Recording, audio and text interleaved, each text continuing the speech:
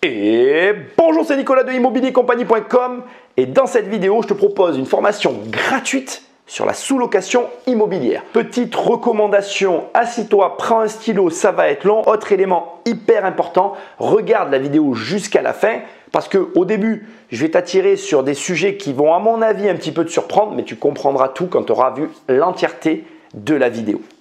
Sans plus de transition, on attaque. On va attaquer la vidéo par définir ce qu'est la sous-location.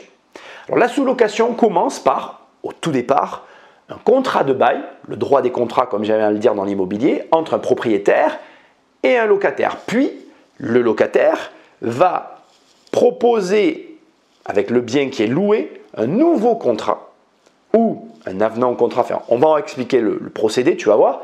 Nouveau contrat à une tierce personne qui n'a rien à voir avec l'accord de départ entre le propriétaire et le locataire. Une image qui n'est pas tout à fait juste, mais pour représenter ça, c'est finalement deux personnes qui s'entendent, dont une qui va faire rentrer une tierce personne dans le contrat. Mais tout ça avec bien évidemment le consentement des deux parties initiales. C'est très important. Il y a un point hyper important que je dois te dire, c'est que déjà il existe trois formes de sous-location qu'on va voir dans un second temps. Là d'abord je vais après et tout de suite d'ailleurs m'orienter d'abord sur la banque et ensuite on va aller sur ces trois formes de contrat de sous-location. On va les voir mais je vais quand même te les énumérer. Premièrement, tu vas avoir la sous-location entre particuliers. Beaucoup de gens disent que c'est interdit, je vais en parler, mais c'est possible. Deuxièmement, il va y avoir la sous-location sous couvert de contrat de sous-location, autrement dit dédié. Et troisièmement, il y a la sous-location entre professionnels avec des contrats professionnels. Donc il faut bien comprendre que la sous-location, déjà, c'est possible. Et en fait, ça se décompose en fonction des contrats qu'on va signer avec les parties. Et ça, on va le voir en profondeur. Ne t'inquiète pas, pour l'instant, on est vraiment dans l'introduction. Ensuite, et c'est vraiment très important que tu l'entendes, il y a énormément de personnes qui vont te dire la sous-location, c'est interdit.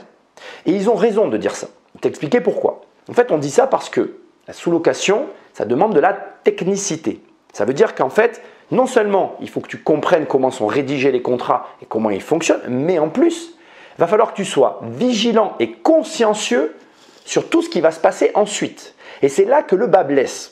Je suis désolé de te le dire, mais la vérité, c'est que quand je vois la généralité, attention, ce n'est pas tout le monde, mais la majorité, on va dire ça comme ça, des gens, comment ils se comportent avec leurs papiers de façon générale, encore une fois, ce n'est pas tout le monde, mais la majorité, ben, tu te dis, les mecs ne sont pas capables d'être consciencieux à ce point sur les contrats de sous-location. C'est pour ça que la plupart des gens vont préférer dire c'est interdit, plutôt que de dire c'est possible mais avec des subtilités et attention parce qu'il y a plein de petits points à vérifier. Donc voilà, je veux bien que tu comprennes qu'au départ, la sous-location est possible, c'est quelque chose de très particulier et ça va me faire ma transition parfaite.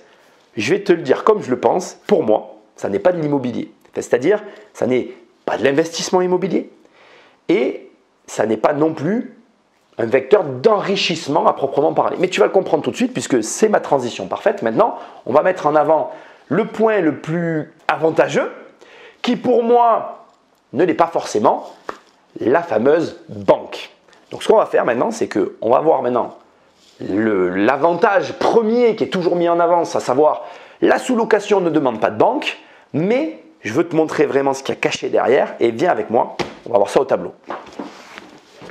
Alors, on attaque avec la banque. Pourquoi ? Eh bien parce que la banque, c'est l'argument principal des personnes qui vont te mettre en avant la sous-location comme un avantage par rapport à l'investissement classique. Mais tu vas voir que dans cette partie de notre formation, je te réserve quelques surprises et quelques réflexions qui, j'espère, te feront voir les choses sous un angle différent.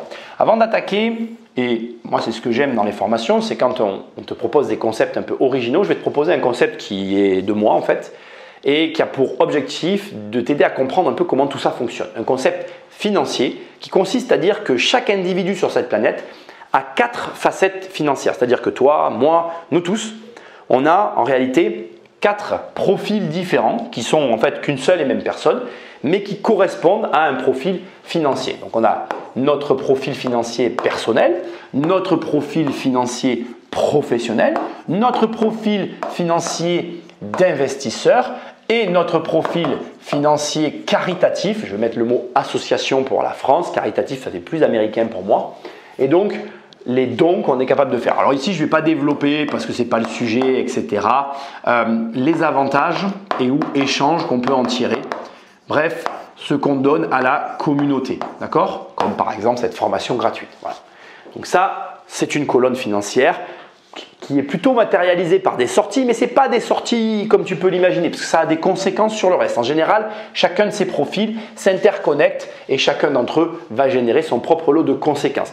La manière la plus simple pour illustrer ces liens de causalité, c'est par exemple le lien qui existe et qu'on comprend tous très bien entre le pro et le perso. Le lien qui existe entre le pro, le perso et l'associatif, et etc. Si tu as des investissements et que tu gagnes de l'argent, tu peux faire des dons. Si tu as un bon travail, tu peux t'acheter une belle maison, tu peux faire des investissements, tu peux faire des dons. Et si tu n'as rien, bah, tu fais rien. Donc tu vois, tout est lié. Donc maintenant, de quoi il s'agit? Prenons le profil personnel. Le profil personnel, pour l'illustrer, c'est le point le plus connu, c'est les fameux 33% d'endettement. Tu ne peux pas t'endetter en France au-delà de 33%. Et donc, avec ce niveau d'endettement, tu vas acheter ta RP, une voiture ou une télé, etc. D'accord? Ça, c'est le profil personnel qui est régi par cette règle des 33% qu'on va retrouver à certains autres endroits. Dans le pro, il va y avoir une subdivision, c'est-à-dire que dans notre vie professionnelle, on peut être salarié, chef d'entreprise, entrepreneur, travailleur indépendant, etc. Il y a plein de possibilités. Le salarié va se retrouver dans les fameux 33% d'endettement et va connaître une limite inhérente à son niveau de salaire. Le chef d'entreprise et l'entrepreneur, eh bien, eux, en fonction des montages et de ce qu'ils vont faire, ils n'auront pas de limite. Et ici, le travailleur indépendant, si il n'a pas beaucoup d'activités ou peu d'activités, eh bien tout simplement les banques ne lui prêteront pas. Donc comme tu peux voir, en fonction de ce que tu fais, tu vas avoir des contraintes financières qui s'appliqueront à ton profil par rapport à tes choix. Maintenant, l'investissement. Eh bien l'investissement, ça se décompose en deux parties. Il y a ceux qui le font plutôt de façon, alors j'écris personnelle, mais particulière, comme des particuliers, et il y a ceux qui le font de manière plutôt professionnelle. Et bien ici, on retrouve nos fameux 30%, et ici, on retrouve l'absence de limite, etc., etc. J'ai une question pour toi. Une question qui, je pense, est importante. La sous-location se situe où? À quel endroit tu penses que la sous-location se positionne dans ce tableau? Je ne vais pas y répondre tout de suite. Je vais te proposer une petite équation, puis on va revenir sur ce tableau. En fait, on va comparer deux équations. La première équation, ça va être la suivante. Projet personnel, porteur de projet, donc toi, moi, peu importe, plus une banque, plus une affaire immobilière, égale de l'immobilier. Bien, j'ai fait une faute. Immobilier rentable. On est d'accord? Donc en gros, un porteur de projet, ici, qui va voir une banque et qui trouve une affaire immobilière, s'il arrive à tout coïncider, il a de l'immobilier rentable. Maintenant, regarde. Même porteur de projet, dans de la sous-location, donc à la place de la banque, le propriétaire, qui trouve une affaire immobilière intéressante. Il a comme résultat de l'immobilier rentable. Ça, c'est ce que la plupart des gens te présentent sur la sous-location. Ils te disent que finalement, on va simplement remplacer la banque par le propriétaire et on se retrouve avec le même résultat. Est-ce que tu crois, avec ce que je t'ai dit avant et avec ce que je te dis maintenant, qu'il n'y a pas un piège? Est-ce que tu vois ici, dans cette équation, l'erreur? L'erreur n'est pas du tout là. Ça, ce fameux switch dont il est question, c'est l'arbre qui cache la forêt. L'erreur se trouve ici. Sur cette première ligne, tu obtiens un bien immobilier. Tu obtiens de la propriété. C'est hyper important. On est d'accord? Donc, tu capitalises. Ici, tu obtiens un contrat. Donc, tu gères. Bon, t'inquiète pas, on verra si jamais tu commences à avoir une objection qui dit oui, mais moi j'automatise. on va en parler, ce n'est pas du tout le propos. Ici, on est dans la partie bancaire. Et un contrat face à un bien et une gestion face à une capitalisation, ça ne fait pas le poids. C'est comme, et c'est pas comme d'ailleurs, là tu compares en fait un flux financier, d'accord, avec un capital. Donc on va mettre des montants sur des mots, c'est-à-dire que ici, on reprend mon exemple, on va prendre 1000 euros. Tu compares 12 000 euros, je ne sais pas pourquoi j'ai fait ça, 12 000 euros par an. Attention, c'est du CA avec ici un achat, on va prendre toujours le P2 et pour que ce soit marquant pour toi, à 120 000 euros. Et attention, ne viens pas me dire « Ah oui, mais Nicolas, il faudrait que tu te projettes sur 10 ans, etc. » Non, mais parce que là, si tu achètes un P2, tu vas le louer aussi en fait. Hein. Donc, il faudrait ajouter maintenant le montant des loyers, à savoir 500 euros, 6 000 euros par an, fois 10 ans. Ça fait 60 000 euros. Donc, on est sur 180 000 euros de CA face à 10 ans ici, 12 000 euros. Mais derrière, à toutes les charges, 120 000 euros. Tu vois bien que déjà d'entrée de jeu, il n'y a pas de débat en fait. L'argent, il n'est pas là. Il n'est pas sur cette colonne. Même si l'équation se ressemble et que c'est vrai qu'il n'y a qu'une lettre qui s'interchange, le résultat, même si c'est le même sur la forme, dans le fond, c'est incomparable. Ce qui nous ramène maintenant à ma question de départ. Tu la mets où, la sous-location? Dans mes profils d'investissement, enfin, dans mes profils bancaires, dans mes profils financiers. La sous-location, elle n'est pas ici. La sous-location, ça n'est pas du tout de l'investissement, du tout. C'est une petite astuce qui t'est présentée, et j'en suis désolé, pour te dire, voilà, tu fais quand même de l'immobilier, mais tu n'en fais pas du tout en fait. Je te rassure, on va le voir dans la formation. Non, non, la sous-location, c'est là. Encore heureux que la banque ne t'embête pas, puisque la banque, elle embête personne à ce niveau-là. La banque, à ce niveau-là, elle embête personne. Dès l'instant que tu acceptes, et que tu sois investisseur ou professionnel, peu importe ton activité, dès l'instant que tu acceptes de faire une société, dès l'instant que tu acceptes d'endosser les responsabilités qui vont avec, payer les impôts, ce qui fait très peur à beaucoup de monde, et gérer les problèmes, eh bien, tu vas avoir d'office des avantages qui vont s'effacer. Exit les 33%. Donc là, dans cette première partie, je voulais absolument attaquer le point de vue bancaire qui est tout le temps mis en avant, que je ne remets absolument pas en cause. Je suis complètement d'accord avec qui que ce soit qui te dirait l'avantage de la sous-location, c'est que tu ne parles plus à la banque. Ah oui, c'est un énorme avantage. Mais la sous-location ne te rendra jamais riche et la sous-location ne te permettra pas pour autant de changer ta vie en claquant des doigts. Elle te permettra, et on va le voir tout à l'heure, d'augmenter tes revenus si tu n'arrives pas à le faire. C'est une activité facile et accessible, c'est vrai aussi, mais elle ne te rendra jamais riche. Tu sais pourquoi? Parce que la richesse, elle est ici. Tiens, je vais le remettre par-dessus, elle est là la richesse.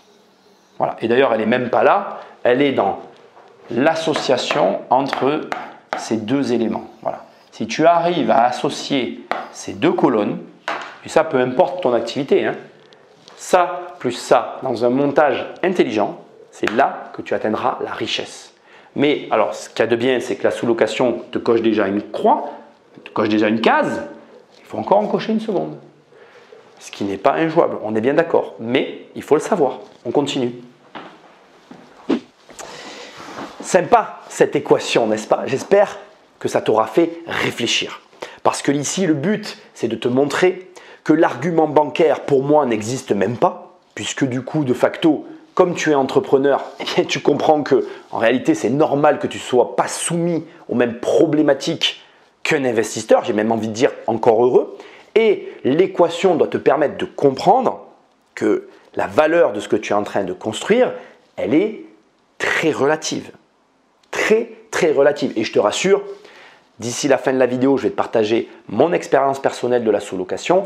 Et là, tu vas vraiment comprendre en fait tout ce que j'ai voulu t'expliquer ici. Mais maintenant, revenons à la sous-location, aux trois formes de sous-location et passons-les réellement au crible. Alors je te rappelle l'ordre que j'ai commencé à évoquer tout à l'heure et que nous allons suivre maintenant. Premièrement, on va voir la sous-location d'un particulier. Ensuite, on va voir la sous-location pour quelqu'un qui fait de la sous-location, le bail de sous-location. Et ensuite, on va voir la sous-location avec un bail professionnel, commercial. On va pouvoir parler de tous ces éléments-là. On commence tout de suite avec la sous-location du particulier.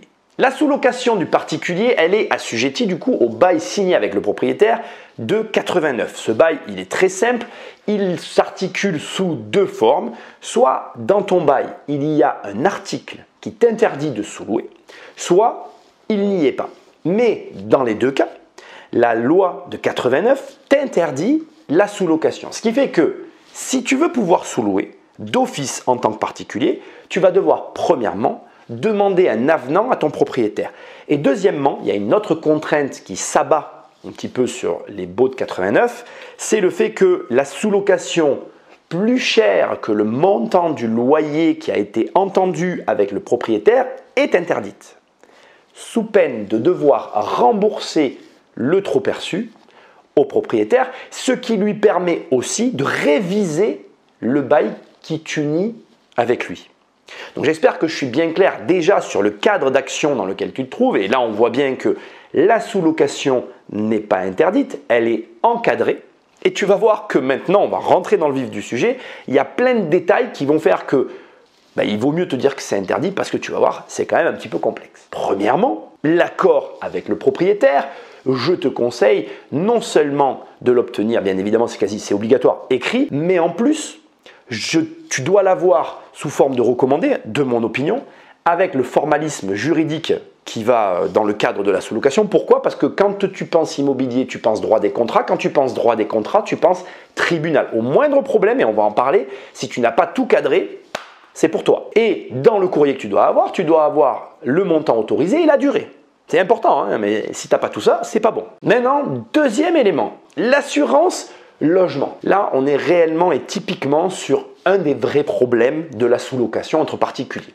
L'assurance logement doit être prise par le locataire, mais aussi par le sous-locataire. Et tu es en charge, en tant que locataire qui sous-loue ton logement, de t'assurer que le sous-locataire a bien pris l'assurance. Et crois-moi, moi qui ai une agence de gestion, les contrats d'assurance, c'est un sujet. Entre ceux qui étalent sur 12 mois et qui payent que le premier mois sans jamais repayer l'assurance et ceux qui disent je vais te donner le papier mais qui ne te le donnent jamais, rien que ça, c'est déjà en soi un problème. Donc sois vigilant, l'assurance de ton sous-locataire, c'est quelque chose d'important. Troisième élément, les charges. Alors les charges, c'est ta façon de rédiger finalement le contrat qui va t'unir avec ton sous-locataire, qui va encadrer le paiement des charges. Je ne sais pas si tu sais comment fonctionnent les charges, il y a en gros deux grandes façons, la provision et le forfait. Et là, je ne vais pas pouvoir t'aider ici parce que c'est un peu long et un peu compliqué, mais selon ce pourquoi tu optes et comment tu t'entends avec ton sous-locataire, ça peut devenir grinçant pour toi. Je m'explique. Il y a une petite histoire que tu trouveras sur internet d'une jeune fille qui a sous-loué son logement à quelqu'un qui semblait correct, sauf que la personne s'est mise à faire pousser des plantes un peu particulières dans son logement. Elle s'est retrouvée avec une électricité hallucinamment élevée. Elle n'avait pas anticipé le problème des charges. Tu comprends? Tu vois ce que je veux dire? Donc là, tu vois bien que sous-louer, c'est une chose, penser à tous en est une autre. Et que donc, ta rédaction et l'entente que tu vas avoir sur les charges de la sous-location ne sont absolument pas le problème du propriétaire qui, lui, te dira « Vous devez payer vos charges. » Point à la ligne. Ce qui nous amène à la dernière partie de cette première façon de louer, qui est que lorsque tu vas devoir aller louer, plutôt sous-louer le logement que tu loues à un propriétaire, tu vas devoir faire signer l'avenant que tu as obtenu du propriétaire. Tu vas devoir faire signer le nouveau contrat de sous-location que je te conseille réellement d'avoir, que tu trouveras gratuitement sur Internet, entre particuliers, bien évidemment, de sous-location entre particuliers à ton sous-locataire. Tu vas devoir t'assurer que le sous-locataire est assuré. Tu vas devoir, dans ton contrat de bail, encadrer le paiement des charges. Et tu vas devoir aussi bien t'assurer que ton locataire en place, ton sous-locataire en place, ne crée pas de désordre, parce que qui est responsable en cas de désordre dans le logement qui est sous-loué? Pas le sous-locataire, c'est toi. Qui est responsable de la casse du logement qui est sous-loué? Pas le sous-locataire, c'est toi. Donc là, tu comprends bien qu'il n'est plus question simplement de se dire « je vais sous-louer », il est question de se dire « qu'est-ce qui se passe dans le logement ?» Dernier élément que je veux t'amener comme précision. On est bien d'accord qu'ici, on est entre particuliers et que je te parle de sous-location qui ne sont pas plus chers que le montant du loyer. Donc déjà, dans cette forme de sous-location, il n'y a absolument pas d'argent à gagner. Ensuite, et c'est important, je veux que tu comprennes que le sous-locataire n'est absolument pas tenu aux mêmes problématiques que le locataire. Je pense entre autres au DPE. Peut-être que tu vas te demander ou me demander qu'est-ce qu'il en est des DPE pour le logement. En tant que locataire, je pense que tu es au courant. Et ça va être de plus en plus le cas. Maintenant, avec les nouvelles lois, on a des DPE qui s'appliquent sur les logements et qui autorisent ou pas, en fonction des lettres que tu obtiens, les propriétaires à augmenter le loyer, à pouvoir faire certaines choses plutôt que d'autres sur leur logement. Bien, je te le donne en mille, les sous-locataires ne sont absolument pas concernés par ça. Donc, dans tous les papiers que tu as à leur donner, il y a aussi le bail que tu dois fournir, que j'ai peut-être oublié de te dire tout à l'heure dans la liste des papiers. Tu dois fournir donc le bail, tu dois fournir l'avenant au bail ainsi que les modalités de l'avenant au bail pour permettre la sous-location avec l'autorisation du propriétaire. Avenant au bail, autorisation, bail. Tu dois encadrer les charges et tu dois t'assurer que ton sous-locataire est assuré, que toi-même tu es assuré. Mais attention, il n'y a aucune obligation par rapport au DPE. Et pour finir, soyons bien clairs, tout ce qui se passera dans le logement est du fait du locataire et pas du sous-locataire. À partir de là, on peut tirer un trait sur les deux autres formes qu'on va passer ensemble au crible, puisque la partie particulier entre particuliers qui ne peut pas gagner d'argent, c'est une chose. Maintenant, la sous-location entre une personne qui a une société et un particulier ou deux professionnels, là tu vas voir qu'il y a des subtilités, mais qu'il est possible de sous-louer, qu'il est possible soit de gagner de l'argent, soit, ça va être intéressant pour toi, de faire des montages un peu particuliers, mais néanmoins fort rentables. On passe maintenant à la deuxième forme de bail que tu peux produire, qui est le bail de sous-location, celui avec lequel tu vas pouvoir gagner de l'argent. Alors, avant même d'attaquer ici, on va faire un petit retour en arrière de ce qu'on a vu tout à l'heure. Il est bien entendu que tu es entrepreneur. Et comme tu es entrepreneur, tu vas devoir créer une société. De l'auto-entreprise à la SAS, tout est possible. Moi, je ne suis pas ici en position ni de te conseiller, ni de te dire ce que tu dois faire. Par contre, ce que je vais te conseiller quand même, c'est d'y aller doucement. Quoi que tu entendes, quelque formation que tu suives, quoi que tu fasses, progresse par étapes. Ne te lance pas tout de suite dans une SAS. Sauf si tu as beaucoup d'argent et que tu n'as pas peur de prendre des risques. Mais même dans ce cadre-là, la sous-location professionnelle, parce que c'est comme ça que beaucoup l'appellent, en tout cas la sous-location avec le but lucratif, en tout cas le but de gagner de l'argent avec des contrats dédiés, ce qu'on va parler maintenant tout de suite, eh bien ça reste quand même purement et simplement de l'entrepreneuriat. Et comme tout entrepreneuriat, tu vas devoir bien évidemment créer ton activité et te développer. Et comme au départ tu n'as rien, tu pars de zéro, minimise tes charges et évolue au fur et à mesure de l'évolution de tes revenus. Autre élément que je veux préciser maintenant, parce qu'il est temps que je le précise, bien que tu aies l'impression, peut-être que j'ai un avis négatif sur le sujet ou pas, d'ailleurs je ne sais pas, sache que je pense que la sous-location, comme je vais t'en parler ici, elle a comme cible les personnes qui n'ont pas la capacité à gagner beaucoup d'argent dans leur travail. Ce que j'essaye de te dire, c'est que si tu es salarié et que tu gagnes entre 1 000 et 3 000 euros par mois et que tu n'arrives pas à gagner plus, peut-être que la sous-location est faite pour toi. Après, attention, ça reste de l'entrepreneuriat dans tous les sens du terme. Donc ici, qu'est-ce qui se passe? En gros, tu vas créer une entreprise. Cette entreprise va avoir une forme que tu vas définir, ce n'est pas très compliqué. Et elle va avoir comme objectif de regrouper un ensemble de propriétaires qui vont lui confier des biens que cette société relouera derrière. Tout à l'heure, quand je vais parler de l'automatisation, je vais te parler des différents biens qu'il y a sur le marché et de ceux que tu vas pouvoir aller chercher et comment tu vas pouvoir optimiser justement les biens que tu vas récupérer. Mais avant que j'en arrive à ce point-là, il est important que tu entendes que donc, cette fameuse société, pour arriver à faire tout ça, elle va devoir avoir un contrat. Et donc maintenant, on va parler de ce contrat parce que ce contrat doit regrouper un ensemble de clauses qui te protègent et qui te permet d'agir en tant que sous-loueur professionnel. Attention, qu'on soit bien clair. Il y a plusieurs manières de faire ce contrat et certains vont bondir. Premièrement, tu peux le rédiger toi-même, même si je te le déconseille, mais c'est possible. Après, il y a certaines clauses et je te dirai lesquelles. Quand on s'y connaît pas, il vaut mieux pas s'y frotter. Je pense notamment à la clause résolutoire et à la clause pénale. Ça, c'est des clauses très spéciales. Moi, je sais les rédiger, mais c'est pas tout le monde qui sait les faire. Il faut qu'elles soient bien faites. La clause qui t'autorise la sous-location, elle aussi, elle est quand même assez particulière. Et enfin, ce qui concerne les durées, là où pour moi il y a un vrai enjeu dont on va parler plus loin dans la vidéo, là aussi c'est important que tu sois accompagné. Et même je dirais que c'est même pas là pour le coup, et on va en parler, je vais en parler quand même quand je vais parler de la clause, c'est même pas une question d'accompagnement, c'est une question de réflexion. Mais tu vas voir, on va parler de tout ça. Donc c'est parti. Ici, il faut bien comprendre que donc tu vas avoir besoin de ce bail, que tu peux le rédiger toi-même, que tu peux le faire rédiger par un avocat, que tu peux l'obtenir au travers de certains agents immobiliers.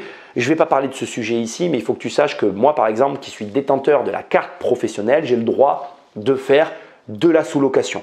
Je ne vais pas du tout parler de ça, c'est pas du tout intéressant, c'est la loi Hoguet et c'est encore autre chose, mais tu as les agences immobilières comme moi qui avons accès à toute une base de données et si tu connais un agent immobilier, il peut te filer un bail de sous-location sans aucun problème. Tu n'as plus qu'à modifier certaines clauses parce que ce bail est dédié aux professionnels de l'immobilier et c'est une manière de l'obtenir pour pas cher.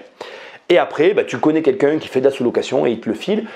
Ou encore après, tu essayes dans ton entourage de voir si tu ne connais pas quelqu'un qui est en sous-location, tu récupères le bail, tu le retapes et l'affaire est réglée. Toutes ces méthodes, pour certaines qui sont un peu borderline, te permettent d'accéder à un bail à moindre coût. Mais moi maintenant ici, ce qu'on va faire, c'est que je vais te passer les clauses qui, à mon sens, sont importantes et qui doivent figurer dans ton bail. Attention, tout ce que je m'apprête à te dire ne remplace pas et ou ne te permettra pas de rédiger parfaitement un bail. Moi, je t'oriente, je t'apprends et ensuite c'est à toi et je te conseille vraiment d'aller chercher soit l'information, soit le bail, voilà, auprès d'un professionnel. Tu le payes, tu le récupères, ça tu te débrouilles, c'est à tambouille. On attaque donc avec la durée du bail. Alors ici, on a ce qui peut paraître être un paradoxe. La durée du bail va être généralement de 3 ans, mais avec à l'intérieur une clause qui se reconduit tous les 6 mois sur une période de 3 ans tacitement reconductible. Je ne sais pas si c'est clair, donc je vais te le dire autrement et je vais t'en expliquer les subtilités.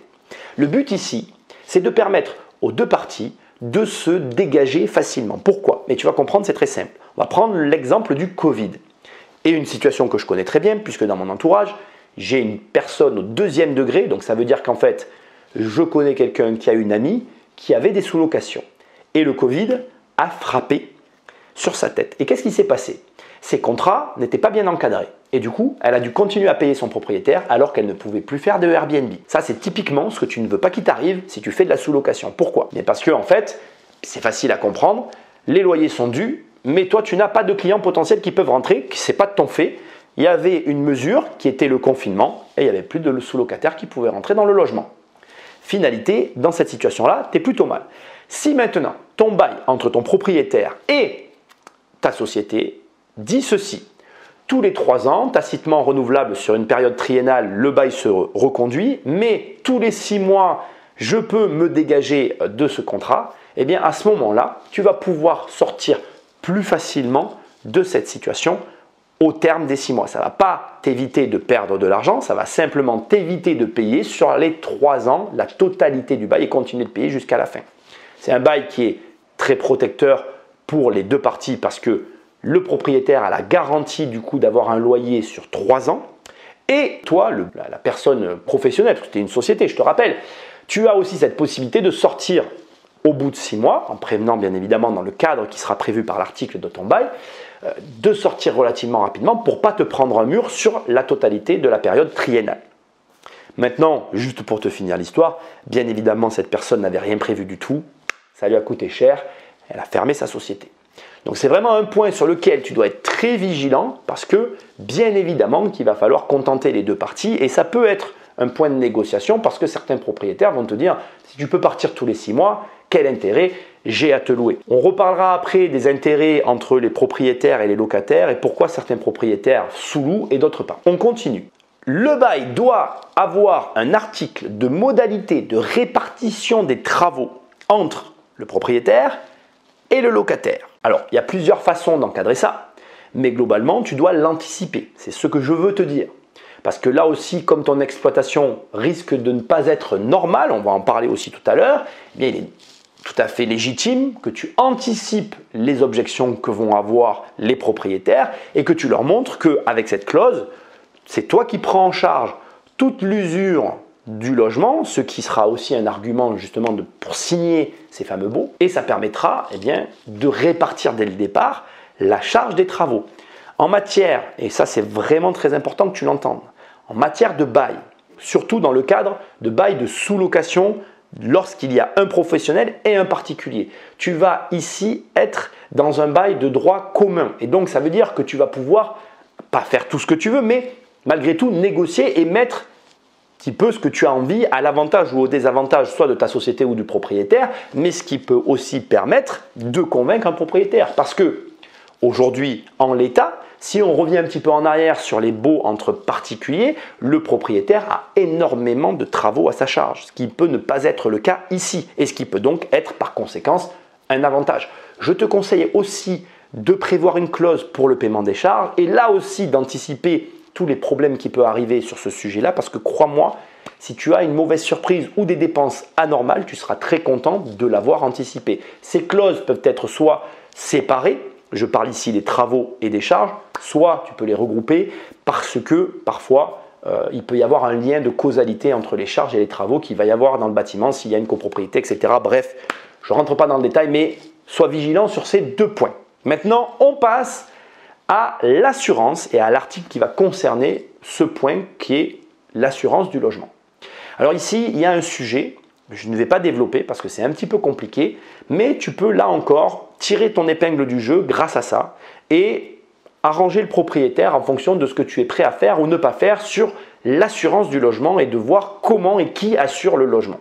En gros, ce que j'essaye de te dire, c'est oui, tu l'as bien compris, tu peux ici venir alléger la facture du côté du propriétaire et alourdir la tienne. Et là, on commence à rentrer dans une liste d'arguments en ta faveur qui peuvent clairement faire pencher la balance pour un propriétaire qui va dire peut-être que j'ai intérêt à sous-louer ce logement.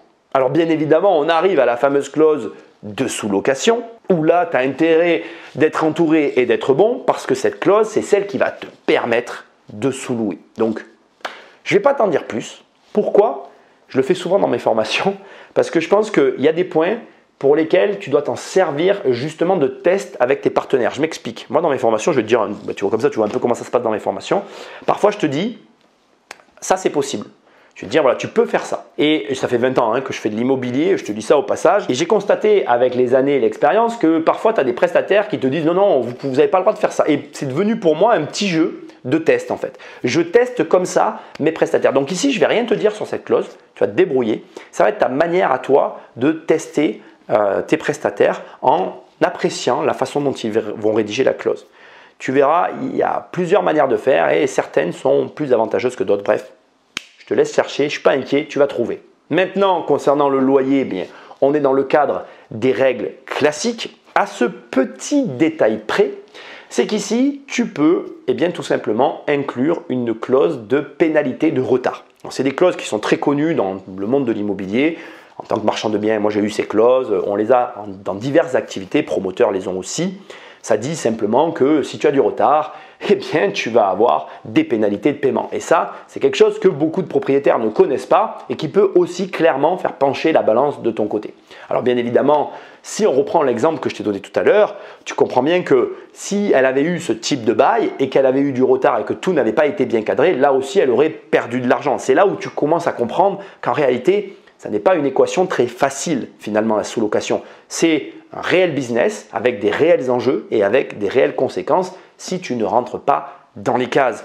Donc cette clause, moi je te conseille de la mettre forcément. Ça atteste finalement de ton professionnalisme, ça atteste de ton sérieux et de ta capacité à convaincre. La clause, elle n'a rien à voir avec le fait que tu seras en retard ou pas dans tes paiements de loyer. C'est à toi de savoir si tu es capable d'être à l'heure telle une horloge suisse. Et là, personne ne peut t'aider. On vient maintenant au dernier point, clause résolutoire et clause pénale. C'est des clauses que j'affectionne particulièrement parce que quand elles sont bien rédigées, elles te protègent. Et quand elles sont mal rédigées, elles ne te servent strictement à rien. C'est des clauses pour lesquelles je suis vraiment très pointilleux. Donc ici, je ne vais pas les détailler. Même manière que pour la clause de sous-location. À toi d'apprécier finalement la tartine ou pas que tu vas avoir sur ces clauses-là et le besoin que tu vas avoir de les mettre ou pas. Globalement, je viens ici de te passer l'ensemble des points qui me semblent être importants dans un bail de sous-location.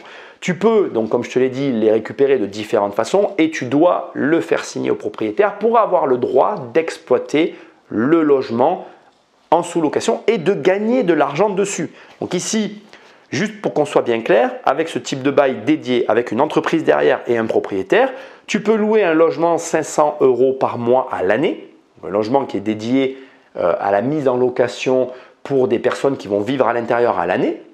Et toi, tu vas le mettre sur Airbnb, le louer 1500 € par mois et encaisser la différence. Avec ce type de bail professionnel dédié à la sous-location, tu as le droit de le faire. On est d'accord? Donc, tout à l'heure, on verra ce que je viens de faire, un peu les différentes stratégies aussi pour trouver quel type de bien il y a sur le marché, comment on fait passer un bien d'un marché à un autre pour gagner de l'argent avec et pourquoi. Je ne répondrai pas dans l'exemple des biens qui passent d'un marché à un autre, mais je répondrai dans mon expérience personnelle de pourquoi certaines personnes sous-louent et d'autres pas.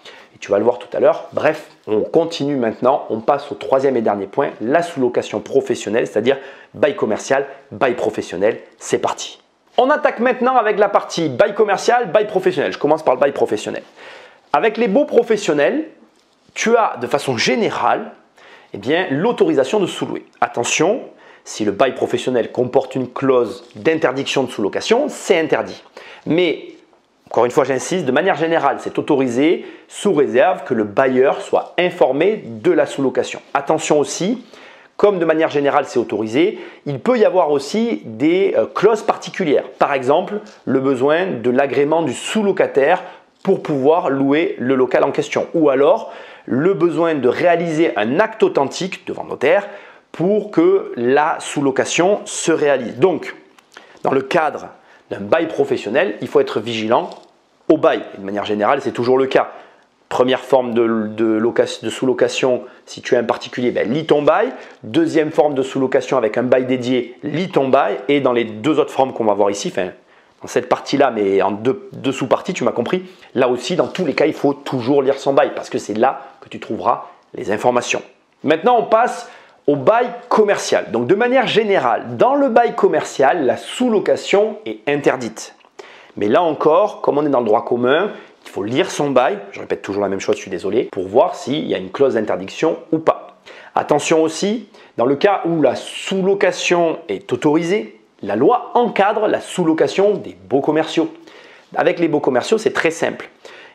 En fait, le preneur doit informer le bailleur par lettre recommandée, alors soit au travers d'un huissier, soit au travers d'un courrier tout simplement. Bref, il doit l'informer et le bailleur a 15 jours pour se manifester et concourir à l'acte de sous-location. Si jamais le bailleur ne récupère pas le courrier ou ne se manifeste pas suite à la réception du dit courrier, dans ces cas-là, la sous-location peut avoir lieu sans le recours au bailleur. Fais très attention, voilà, c'est encadré, malgré tout avec le commercial, mais c'est possible. Alors juste pour qu'on soit bien clair et que je sois sûr que tu aies bien compris, tu as un commerce, tu veux sous-louer une partie. Il n'y a pas de spécificité dans ton bail. Tu dois informer ton propriétaire, lequel a 15 jours à réception du courrier ou de la manifestation de l'huissier pour dire s'il concourt à l'acte ou non et s'il est d'accord ou pas. S'il ne se manifeste pas, tu peux louer. S'il refuse, tu ne peux pas louer. Et s'il accepte et qu'il veut concourir à l'acte, il doit, de par la loi, concourir à l'acte de sous-location pour valider le projet.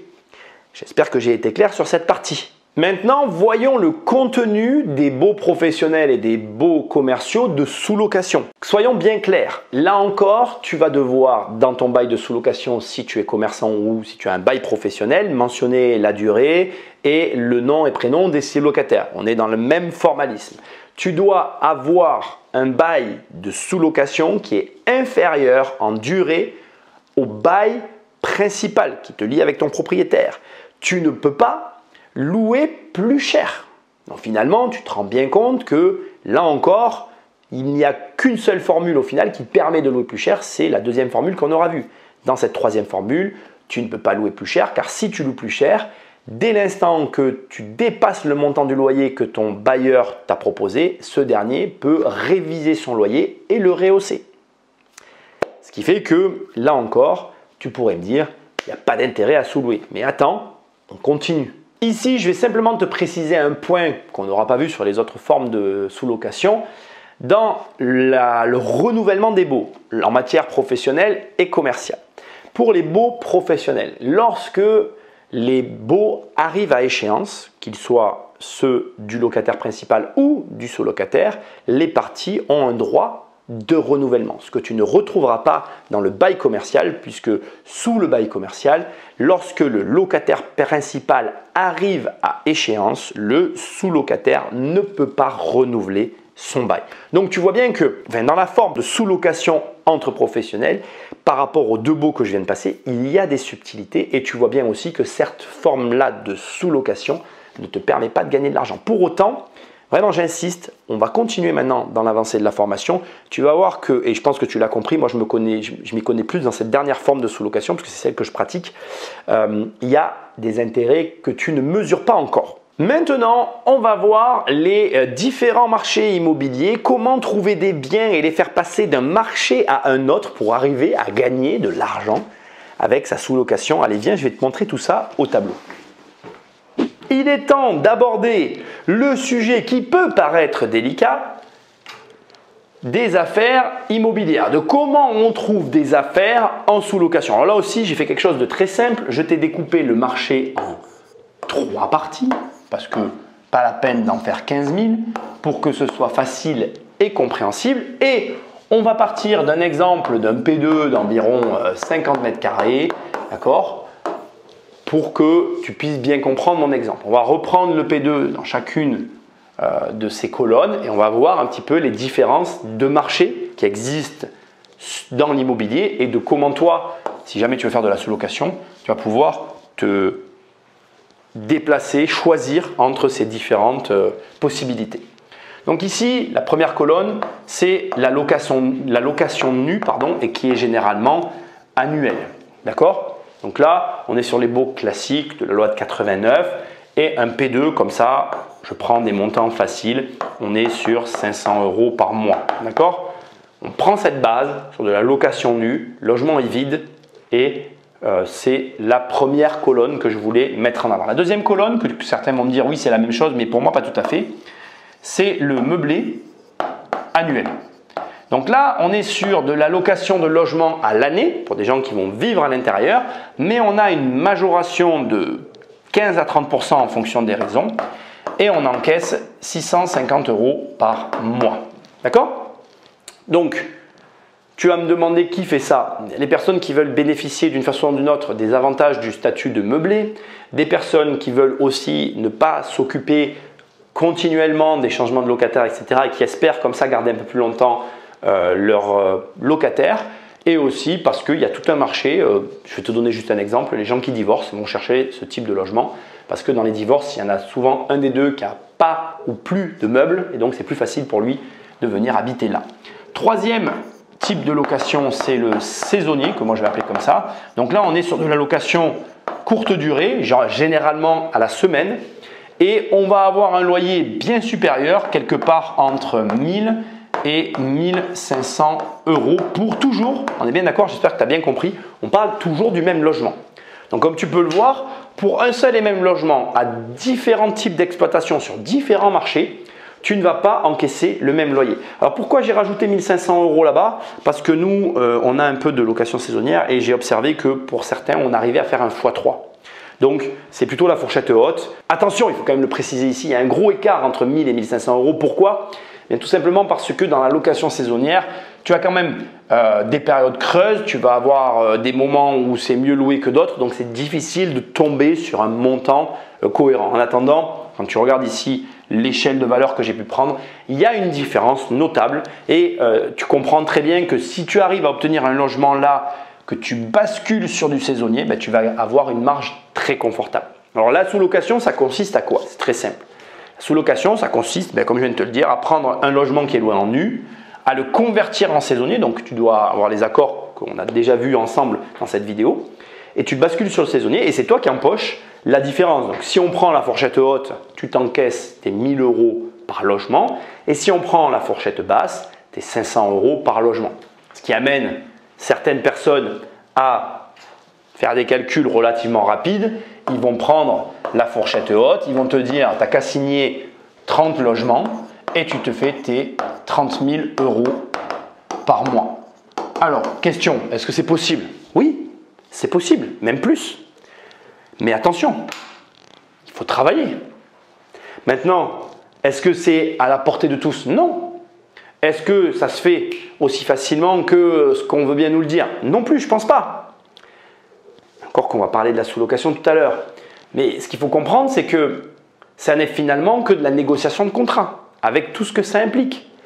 Il y a un dernier élément dont il faut que je te parle, c'est que plus tu as de contrats ici, plus tu as d'aléas, et plus tu as d'aléas, plus tu vas avoir de, eh oui, rupture. Il va y en avoir de plus en plus. Pourquoi? Parce que c'est la loi du nombre.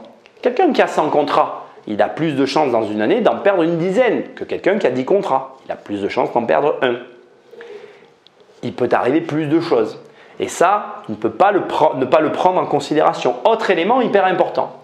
Tu regardes cette vidéo, tu comprends comment fonctionne la sous-location et tu te dis, ça m'intéresse, mais moi, je n'ai pas d'argent, par quoi je commence? Mais là aussi, devant toi, la réponse se trouve. Quand tu vas commencer, tu vas t'orienter sur les logements saisonniers en courte durée et tu vas cibler un type de propriétaire très précis, les propriétaires qui ne veulent plus travailler avec les conciergeries et qui sont mécontents des divers prestataires à qui ils ont pu faire appel. À cela, tu vas leur dire que tu reprends le logement moyennant un bail de sous-location et tu vas venir ici négocier un pourcentage qui généralement est compris entre 20 et 30%, ce que plus ou moins prennent certaines conciergeries. Là, tu devrais peut-être me rétorquer, oui mais attends, je ne comprends pas pourquoi des personnes te fourniraient ce type de logement puisqu'ils peuvent le faire eux-mêmes, mais il y en a certains qui ne veulent plus le faire. Et autre élément important, tu ne dégages pas une grosse marge. 20 à 30%, quand tu vois qu'ici tu peux faire x2, x3, ça n'est pas du tout une grosse marge. Mais ça te permet, ce type de logement, de commencer si tu n'as pas d'argent. Et ça n'est pas négligeable. Et voilà, pour moi, un des vrais avantages de la sous-location. C'est-à-dire que sans argent, tu peux venir taper dans cette vivier de logement. Alors, il n'y en a pas énormément, il y en a très peu, parce que généralement, ceux qui exploitent correctement la location saisonnière, ils le font eux-mêmes, mais il y en a quand même. Et en tapant dans ce vivier, tu vas récupérer entre guillemets de l'argent presque sans rien faire parce que tu as des logements qui sont bien équipés. Deuxième solution, qui est pour moi une très bonne solution, c'est aller taper dans les meublés annuels et là, de les basculer vers le saisonnier complètement. Alors ici, il va y avoir un petit investissement parce que généralement, ce type de logement n'est pas complètement équipé. En tout cas, pas aux normes, pas le mot norme, mais en tout cas pas au niveau du standing qu'on retrouve sur Airbnb ou Booking aujourd'hui.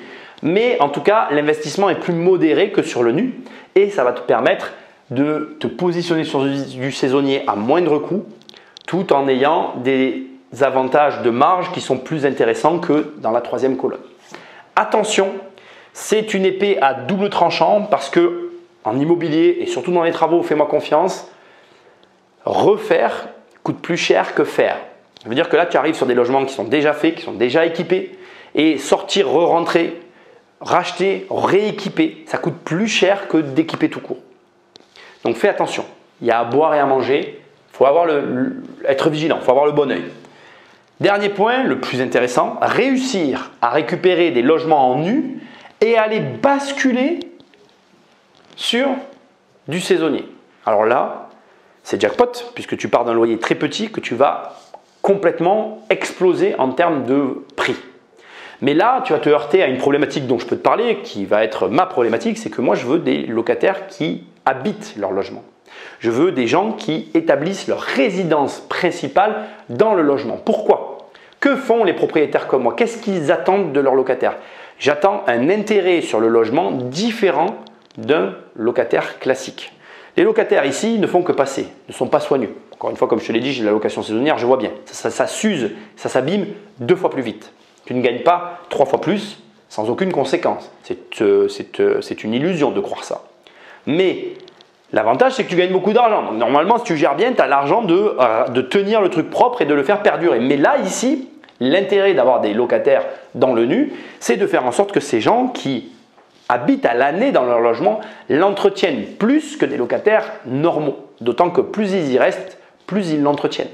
C'est le but inavoué des personnes qui louent ici. Alors pas toutes, heureusement, sinon tu n'aurais pas la possibilité de le faire, mais de certaines dont moi je fais partie.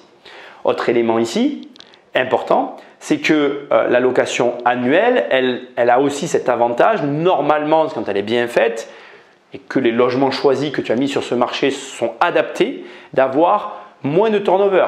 Ce qui est pour toi un avantage parce que selon la cible que tu vas avoir ici, de logement annuel, il y en a certains où il y a beaucoup de turnover. Toi, avec ton système de sous-location, tu vas leur dire vous n'avez qu'un seul locataire pour très longtemps. Et ça, c'est très bien. Donc tu vois que tu peux prendre donc dans chacun des points ici des logements et venir les amener là-bas pour gagner de l'argent. Et c'est comme ça que ça marche. Dans chacune de ces colonnes, tu vas pouvoir aller encore chercher des biens encore plus précis. Donc par exemple, ce qui est mon cas, tu viens me voir et voilà, on va faire quelque chose de simple. On va faire ça, hein, je fais à peu près comme je peux. Voilà, on a un bâtiment comme ça, tac. Ici, on va dire que j'ai des commerces et puis j'ai 4 logements au-dessus. Et tu viens me voir et tu me dis Nicolas, je vais te faire un bail de sous-loc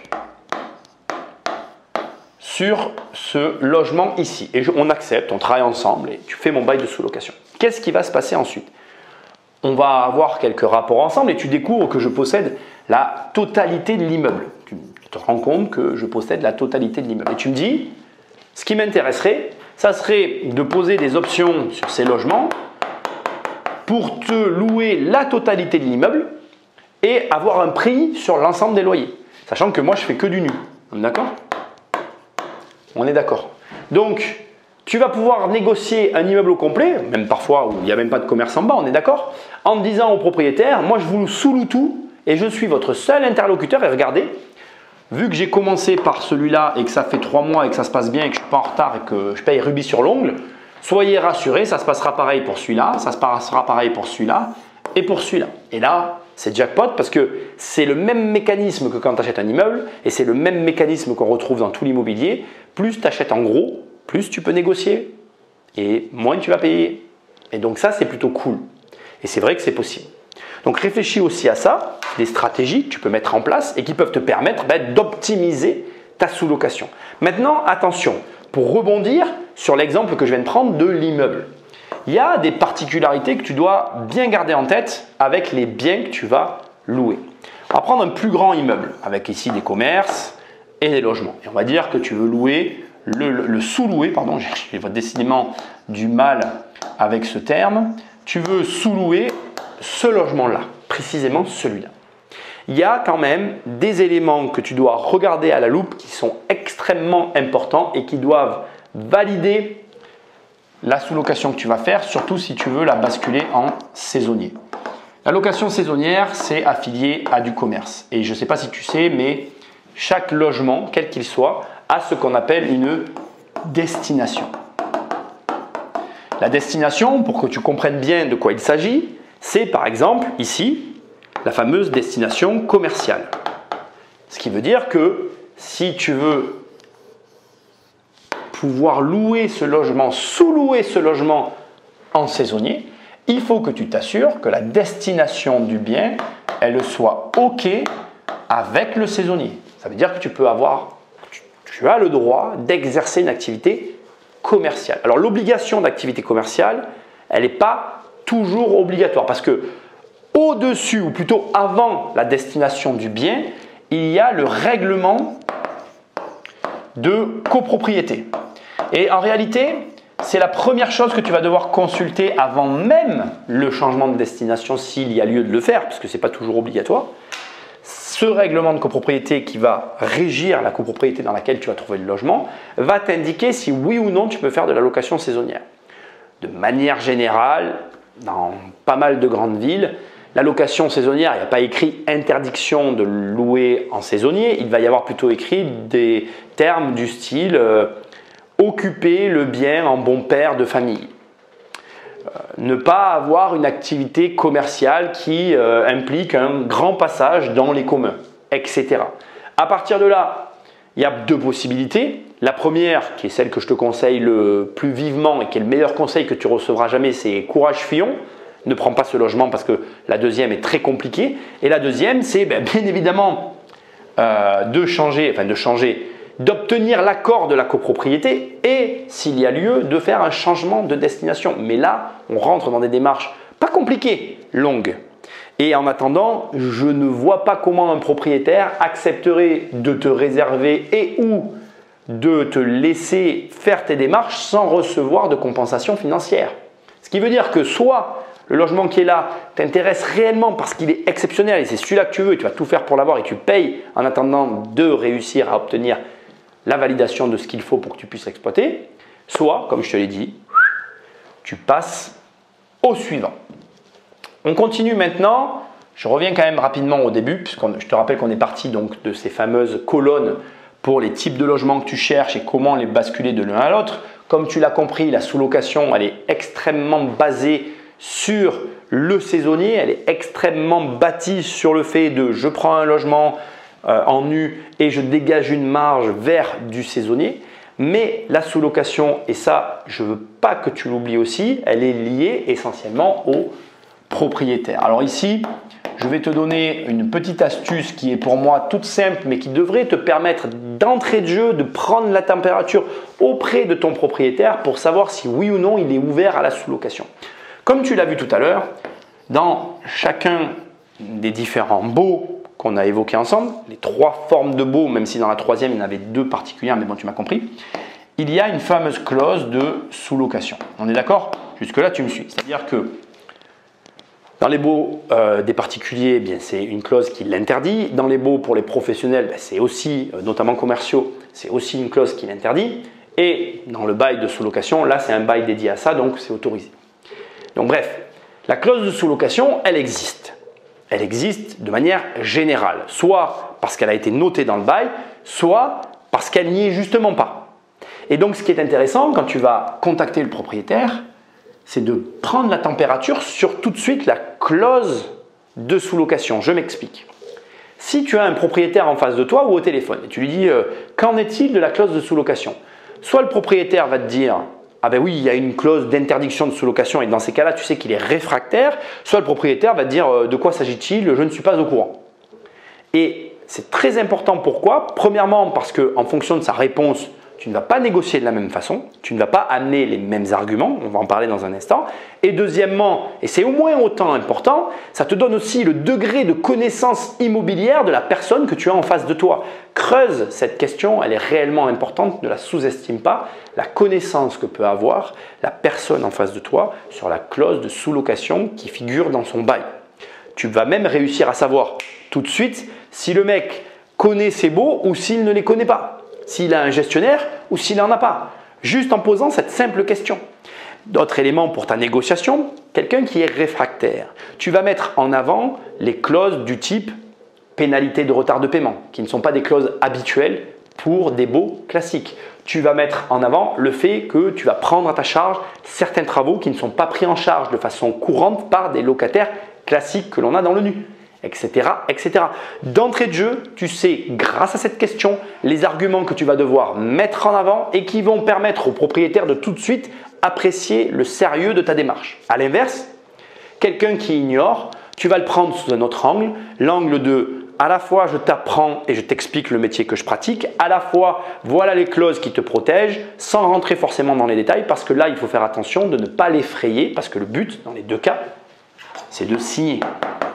Et c'est vrai que, ne l'oublie pas malgré tout, même si au demeurant, on n'a pas la difficulté bancaire avec des normes qui viennent écraser la démarche de ton dossier de financement, ici on a quand même un propriétaire qui doit accepter cette fameuse clause, de quelque façon qu'elle soit présentée, pour signer le bail que tu vas devoir signer avec lui. Donc comme tu peux le voir, il ne manque pas de possibilités d'affaires que tu vas trouver sur le marché. Maintenant, il y a une dernière question qui reste en suspens sur cette partie et à laquelle je me dois absolument de répondre, c'est où est-ce que je cherche? On a vu comment faire un bail de sous-location, on a vu comment ça fonctionnait, on a vu les avantages et les inconvénients, on a compris que on s'enrichissait pas à proprement parler, mais on génère de l'argent. Maintenant, où est-ce que je vais trouver ces différents projets? Et c'est très facile en fait, beaucoup plus simple que ce que tu imagines. D'ailleurs, c'est tellement simple que tu vas peut-être même rire en écoutant ça. Eh bien, sur les sites d'annonces où postent les différents propriétaires.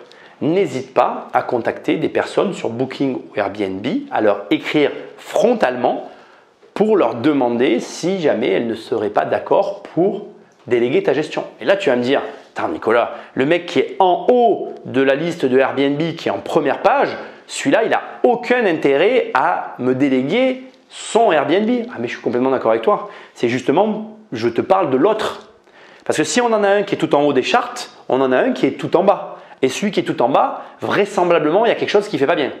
À celui-là, tu lui vendras plus facilement ta sauce qu'à celui qui est tout en haut. Et encore que, ceux qui sont en haut, tu serais surpris, s'ils ont beaucoup de travail, il y a des choses aussi à récupérer. Ne néglige aucune piste. Va sur Airbnb et Booking, contacte-les, propose. De toute façon, aujourd'hui, l'inconvénient de la dématérialisation, c'est qu'on ne se voit plus, on ne se parle plus en face. Et toutes les négociations se font en face à face. Mais l'avantage, c'est que comme tu écris des textes, tu peux tout écrire en fait. Même si ça te gêne, tu l'envoies et au pire, tu auras une réponse. Au mieux, tu n'auras rien du tout. La personne ne répondra même pas. Pour la location meublée annuelle, là, on est dans quelque chose de plus difficile à trouver. Pourquoi? Ce sont des marchés peu connus, peu communs et finalement, il n'y en a pas tant que ça. Je dirais que tu les trouveras plutôt par relation ou via des agences immobilières. Parce que dans les agences, contrairement à ce que tu peux imaginer, il y a pas mal de biens comme ça. Et va creuser du côté des gestionnaires et des agents immobiliers pour essayer de détecter ce type de bien. Donc, suis les annonces et regarde lorsqu'il y a un bien avec écrit meublé et fais la visite. Enfin, je suis certain que tu vas anticiper ce que je vais te dire ici, mais Le Bon Coin regorge de biens qui sont loués en nu et qui sont susceptibles de t'intéresser. Là aussi, il faut que tu pratiques la tactique de « je tente ». Et donc, n'hésite pas à te faire la main sur des logements pour parler avec des propriétaires et c'est la pratique qui va faire que tu réussiras à un moment donné à valider le projet de sous-location avec un propriétaire. Dans tous les cas, quoi que tu cherches, il faut que tu mettes de côté tes a priori. Le danger qu'il y a avec la location saisonnière et qui est finalement la plus grosse possibilité pour toi de ne pas réussir ce projet, ce sont tes a priori. C'est les choses que tu vas te mettre en tête et qui vont t'empêcher de basculer les biens d'un côté à l'autre. Ne commence pas, si tu n'as pas d'argent, par la location nue. Fais les choses en ordre. Il vaut mieux avoir des petites marges, mais gagner de l'argent et progresser tranquillement vers les grosses marges, que vouloir faire l'inverse et ne rien réussir. Allez, viens, on a encore des choses à voir, on continue. Donc maintenant, tu auras vu finalement pas mal de points et à ce stade, je considère que tu en sais beaucoup sur la sous-location et il est temps que je te révèle que je déteste la sous-location. Non, c'est pas vrai. Je déteste pas ça. Je pratique la sous-location. Regarde. Donc, je ne vais pas te montrer tout le document. Moi, je vais plutôt te montrer la deuxième partie de ce document qui est ici et je vais te l'expliquer dans une seconde. Pourquoi je ne vais pas tout te montrer? Parce que j'ai pas, je pense que c'est pour partie confidentielle malgré tout. Donc, c'est une de mes sociétés et on sous-loue une partie d'immeuble. Je vais te dire ça comme ça.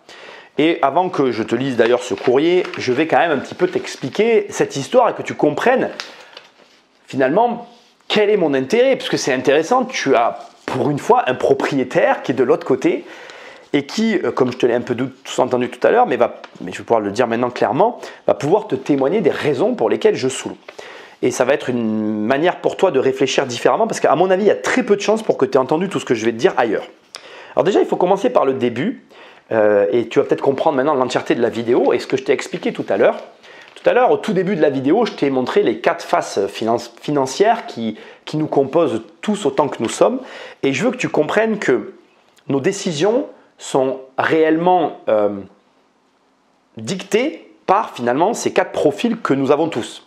Et ta capacité à générer de l'argent va impliquer les choix que tu vas avoir dans ta vie. Donc je m'explique et tu vas comprendre. Nous, on pratique en interne différentes formes de location, dont certaines pour lesquelles je ne parle jamais publiquement. Par exemple, on fait de la location saisonnière et on fait aussi de la sous-location, côté propriétaire et pas côté sous-loueur professionnel. Alors, j'ai besoin de te parler rapidement de ce qu'on fait en location saisonnière pour que tu comprennes les démarches que nous avons avec notre sous-location. On fait de la location saisonnière, on a 7 logements qui sont dédiés à ça. Et ces 7 logements sont pour partie loués à l'année, on les a mis de côté. Et on en a une autre partie, la majorité quand même, qui sont loués à la semaine. Et je veux que tu entendes bien ce que je vais te dire. ces 7 logements qui représentent une fraction infime du patrimoine général que nous avons, génèrent 10 fois plus de travail que tout le reste de mon patrimoine. C'est important que tu l'entendes. Hein. Sur une année, j'entends plus parler de ces 7 logements que de tout le reste. Et vraiment, c'est réel ce que je suis en train de te dire. Donc c'est important de l'intégrer, le volume de travail, premièrement. Deuxièmement, dans les 4 faces qui composent ma vie, et là je parle de moi, je m'excuse, mais tu vas comprendre où je veux en venir parce que c'est de toi dont il s'agit en fait. Dans les 4 phases qui composent ma vie financière, ma partie entrepreneur génère plus d'argent que mes logements qui sont en location saisonnière. Maintenant, ce qui est intéressant de comprendre, c'est que ces logements en location saisonnière rapportent plus d'argent sur un mois, pour certains, que mes logements qui sont loués à l'année. Ça, c'est vrai. Sauf que mon entrepreneuriat rapporte beaucoup plus d'argent que l'argent que me rapporte la location saisonnière. Donc, quel est mon objectif à moi? Mon objectif à moi, c'est d'avoir le plus de temps possible pour développer mon entrepreneuriat et pas mon patrimoine locatif, parce que le but de mon patrimoine locatif, c'est qu'il tourne en ligne de fond et qu'il ne me cause aucune problématique dans mon quotidien. C'est comme ça que je gère ma vie financière. Et donc, la question que je te pose à toi, c'est quelles sont les sommes que tu es capable de générer dans ta vie financière, dans ta partie, dans ta colonne entrepreneur salarié. Si tu gagnes peu d'argent, mais fais de la sous-location, si tu gagnes entre 1 000 et 3 000 euros, deviens sous-loueur professionnel, fais 10 à 15 000 euros par mois et tu vas transformer ta vie.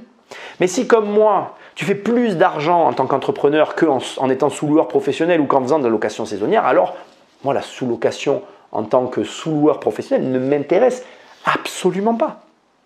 Il faut bien comprendre que l'introduction de cette formation implique la finalité. Donc, on en arrive au point où maintenant où on en est ici. Donc, tu comprends bien que j'ai absolument pas envie de faire de la location saisonnière. C'est trop de travail, ça ne m'intéresse pas. Et j'ai encore moins envie de sous-louer des biens de professionnels pour je ne sais quelle raison. Et l'argument bancaire ne me concerne pas puisque mes locations à l'année sont considérées comme du professionnel. La boucle est bouclée en ce qui me concerne. Donc encore une fois, tout ce que tu as vu au début de la formation implique les choix que tu vas faire. Maintenant, on peut parler de ma sous-location. Donc, comme je suis dans une démarche de j'ai un patrimoine qui me génère le moins de travail possible, eh bien j'accepte de sous-louer à certains de mes locataires des parties de mon patrimoine. Et là, tu vas me dire, mais Nicolas, tu perds de l'argent. Eh bien non. Il faut comprendre que ici, ce que je tiens entre les mains, c'est ni plus ni moins, je vais baisser ça comme ça et je vais te montrer ici donc, le montant du sous-loyer que je reçois. D'accord? Ça n'est ni plus ni moins finalement qu'une fraction de mon patrimoine qui est sous-loué et dont je ne m'occupe pas. Ça, c'est hyper important. Et maintenant, je t'explique ce qui se passe derrière tout ça. On loue à un professionnel pour qui, et je ne te donnerai pas toutes les modalités, on encaisse des loyers, mais pas au mois.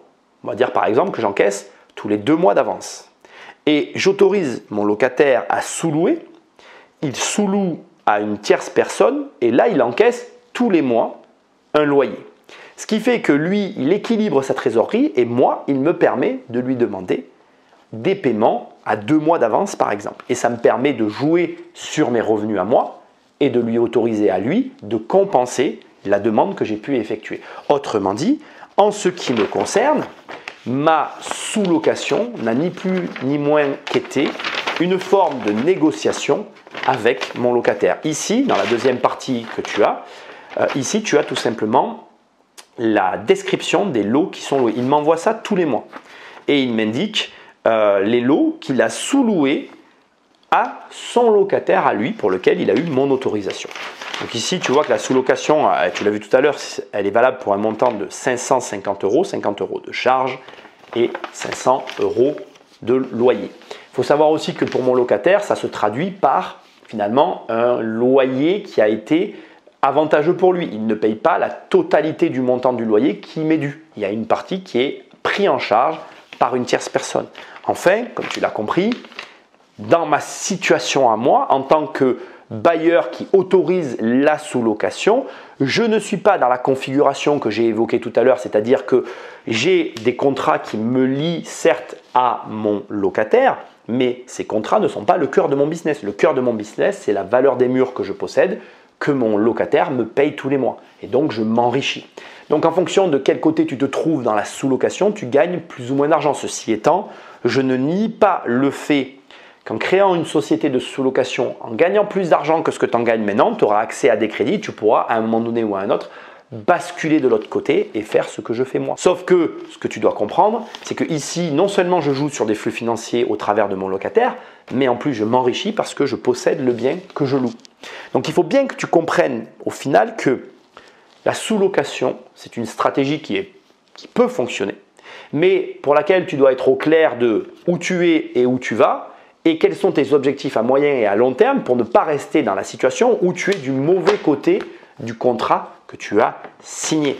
Ça n'est pas négatif ce que je suis en train de te dire. Je suis juste en train de te dire que la sous-location, comme je l'ai dit tout à l'heure, ça n'est ni plus ni moins que de l'entrepreneuriat qui est que la possession de contrats qui ont une valeur très relative, mais dès l'instant où tu bascules de l'autre côté comme moi, c'est là où tu commences à gagner de l'argent.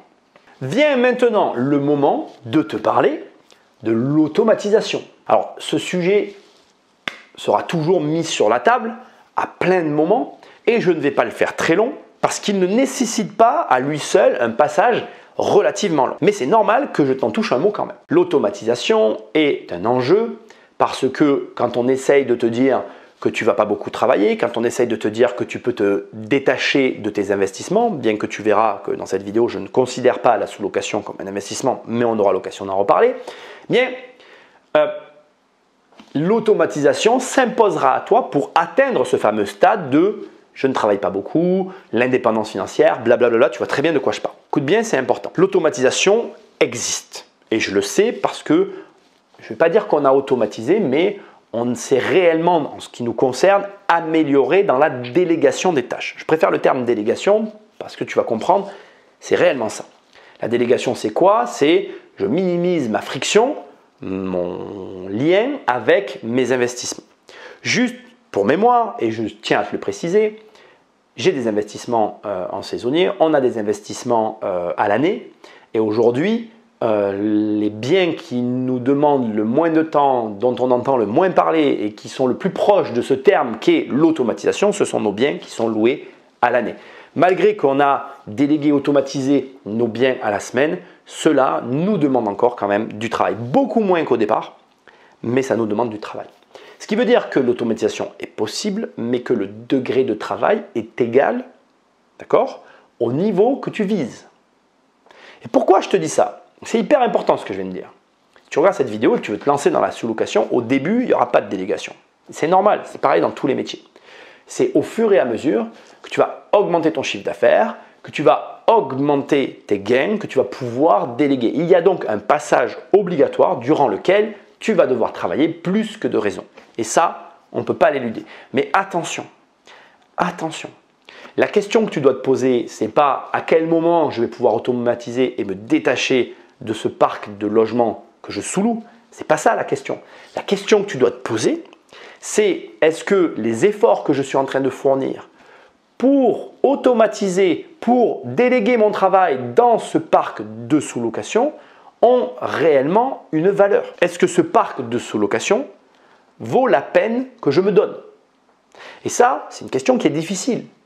Parce qu'encore une fois, et on va le voir tout au long de cette vidéo, tu ne possèdes finalement que des contrats. Tu ne possèdes pas les murs et tu ne t'enrichis pas directement au travers de ce patrimoine que tu détiens en sous-location. En fait, ce n'est même pas ton patrimoine. Tu ne fais que finalement gérer pour le compte de tiers des logements d'une façon différente dont eux s'en seraient occupés. C'est strictement tout.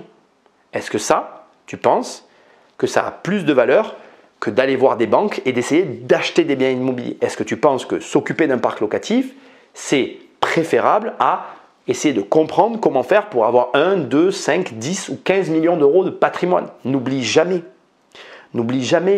qu'on résout les problèmes auxquels on réfléchit. On n'obtient que les résultats auxquels on se prépare. Donc, le mot de la fin sur ce passage très court qui est plus une réflexion qu'autre chose. L'automatisation existe, je ne le nie pas. Le fait que tu vas devoir travailler et déléguer les tâches, ça va être finalement un passage obligatoire puisque tu vas avoir créé cette société et il va bien falloir qu'à un moment donné, tu t'en détaches pour pouvoir faire autre chose. Mais le problème, c'est est-ce que c'est réellement ce que tu veux? Est-ce que tu as réellement bien compris ce qu'était la sous-location? Concluons donc cette formation gratuite sur la sous-location. Alors tu l'auras compris, je pense que c'est assez clair, la sous-location, ça n'est finalement que du droit des contrats. Donc la première chose que j'ai à te dire pour conclure, entoure-toi des bonnes personnes pour rédiger les bons contrats, sois bien au clair sur ce que tu fais et j'ai envie de te dire, le contrat c'est le cœur de ton business. Non seulement c'est du droit des contrats, mais en plus, ces contrats, c'est ton travail. C'est-à-dire que la valeur que tu détiens n'est que la valeur des contrats que tu auras signés. D'ailleurs, la raison pour laquelle je n'ai jamais vraiment parlé de la sous-location, parce que pour moi, c'est un non-sens. D'ailleurs, c'est là-dessus que je vais conclure. Pour moi, la sous-location, c'est absolument pas de l'immobilier en fait. Si tu es une personne qui crée une société, qui sous-loue des appartements et qui les propose sur le marché, tu es juste une entreprise qui gère des contrats, comme une compagnie d'assurance. Et encore, là, je te donne la version plutôt positive, parce qu'il y a aussi des sociétés de ménage qui gèrent des contrats. Je suis désolé de te dire ça, mais c'est la réalité. Donc, pour moi, c'est ça ton travail en fait, gérer tes contrats, ne pas les perdre, bien les encadrer et permettre de les faire perdurer. Mais la valeur de ce que tu possèdes, elle est très très très relative. Ça n'est pas de l'immobilier. Et la seule façon pour que ce soit de l'immobilier, c'est la façon dont moi je procède. C'est de l'immobilier un peu vicieux qui joue sur des flux et qui te permet tout simplement d'avoir l'argent avant la date à laquelle tu devrais l'avoir. J'espère que tu avais compris ce que j'ai essayé de t'expliquer tout à l'heure.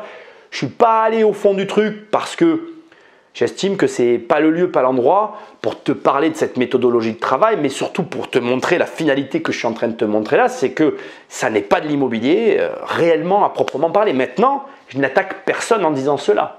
Par contre, ça veut bien dire ce que ça veut dire. Tu dois avoir un bon avocat, tu dois savoir de quoi tu parles, tu dois être capable de gérer tous ces contrats et surtout de ne pas les perdre. Parce que perdre ces contrats, c'est perdre le fruit de ton travail. Donc, la sous-location, c'est bien, mais ça n'est pas un raccourci bancaire, ça n'est pas un raccourci pour être investisseur, c'est juste un métier qu'on t'apprend, une société qu'on te permet de monter aujourd'hui, qui n'est pas compliqué à monter, qui permet de gagner de l'argent facilement, je ne vais pas mentir et c'est vrai, et qui te permet aussi, par là même, si tu sais bien faire, d'accéder au crédit, mais attention, et c'est là-dessus que je vais finir. Fais très attention. Les banquiers connaissent leur boulot. Et je voudrais vraiment finir cette vidéo en finalement balayant un rêve peut-être que tu es en train de te monter tout seul dans ton coin. Parce que c'est facile de dire que tu vas avoir 50 appartements, parce que c'est possible effectivement d'avoir 50 appartements en contrat de sous-location dans ta société. Si tu as 50 appartements, il est facile de comprendre, comme tu l'auras vu tout au long de cette vidéo, que si tu loues des appartements à l'année, que tu bascules sur de la location à la semaine, tu vas réaliser un chiffre d'affaires conséquent. Et l'erreur consisterait à croire que parce que tu vas faire 50 ou 100 000 euros par mois, je vais prendre des gros montants pour que comme ça te marque, tu vas avoir accès plus facilement au crédit. Je veux que tu aies conscience, et c'est important que tu le comprennes, que les banquiers ne sont pas dupes. La façon dont je suis en train de te parler, du fait que une société de sous-location est comparable à une compagnie d'assurance ou à une compagnie de ménage, c'est pas tout à fait vrai parce que la compagnie d'assurance, c'est un portefeuille, on appelle ça un portefeuille, et elle va avoir des contrats qui ont une valeur supérieure à la compagnie de ménage. Et la question que j'aimerais te poser maintenant, c'est à ton avis, de quel côté va pencher la balance de la sous-location? Est-ce que tu penses que la valeur des contrats que tu vas signer, elle se rapproche plus pour le banquier, parce que c'est important de le préciser, de la compagnie d'assurance ou de la compagnie de ménage? La valeur de tes contrats de sous-location tels que je te les ai énumérés dans cette vidéo se rapproche plus de la valeur des contrats de la compagnie de ménage. Ce qui fait que ce sont des contrats à faible valeur. Ce qui fait que ne crois pas malheureusement, et j'en suis très triste, que pour le banquier, le fait que tu aies 50 ou 100 ou 200 appartements en sous-location va te permettre d'avoir accès plus facilement à des crédits. Tu vas avoir droit à des meilleurs crédits. Ne me fais pas dire ce que j'ai pas dit. Ça va être mieux pour toi, comme je te l'ai dit aussi dans la vidéo, si tu gagnes 1000 ou 3000, entre 1000 et 3000 euros par mois de revenus et que tu crées une société de sous-location, tu vas gagner plus. Je suis d'accord. Mais la valeur de ta boîte est très relative. Et crois-moi, si tu me regardes et que tu veux être investisseur, la valeur, c'est ça qui fait la valeur des investissements dans lesquels tu mets ton argent. Donc, sois lucide. Je ne critique pas la sous-location. Je ne dis pas que c'est naze. Je te dis simplement que la valeur d'un business de sous-location est très relative. Et que oui, tu gagneras plus d'argent que si tu es salarié entre 1000 et 3000 euros, mais non, tu ne seras jamais riche, tu ne seras jamais rentier et tu n'auras rien de tout ce dont certains peuvent te faire rêver. Donc, garde les yeux ouverts, reste, voilà, j'ai envie de te dire, réaliste par rapport à la situation. C'est un excellent business, facile, accessible. Je pense que c'est un très bon début pour toutes les personnes qui n'ont pas d'idée, qui ne savent pas quoi faire, mais ça n'est en rien, mais alors en rien, la finalité ou le raccourci que tu cherches vers la richesse. Merci d'avoir regardé cette vidéo, like, partage. Va sur immobiliercompagnie.com si tu veux plus de formations, si tu veux des livres ou quoi que ce soit. Et moi, je te dis à très bientôt dans une prochaine vidéo. Salut!